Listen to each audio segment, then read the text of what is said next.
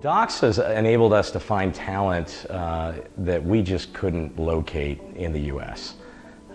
Unfortunately, the U.S. economy has not produced a dearth of skilled labor that's available to the smaller and mid-sized marketplace.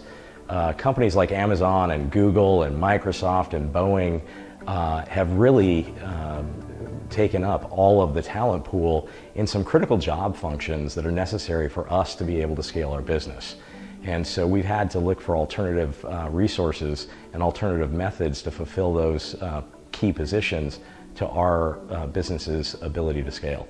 And DOXA has really given us the opportunity to fill some of those critical roles that we would not otherwise be able to fill back home in the States.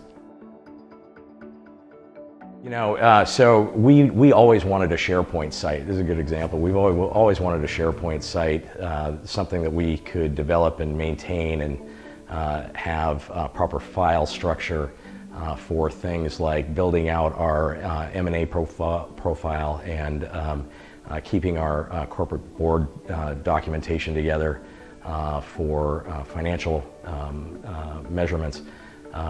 Being able to put those things in place and have somebody who can manage that on an ongoing basis. You know, it's one thing to build it and put that initial investment in, it's another thing to maintain it. Being able to build better process and proposal development procedures, being able to make sure that we are not just developing our proposals, but that they're all getting reviewed and that we're improving on past performance, that we're going back and evaluating how did we do on that, and how do we make improvements incrementally on the next batch of proposals that look somewhat similar to the last batch. Those are things that we wouldn't necessarily have the time to do if we didn't have the resources that we've added here. Well, inevitably, finding some of those errors in things like proposals, where we were just missing things. And it wasn't anybody's intent to miss those things, but having the opportunity to go back and do the actual analysis, having the time and freeing up some of our key leaders' time to go back and do analysis on what we were doing well and what we weren't doing well. It's allowed us to really look at the strategy that we approach the business. And everybody uses the term, it's almost cliche at this point, work on your business, not in your business. It's nice when I'm not the only one that's working on our business.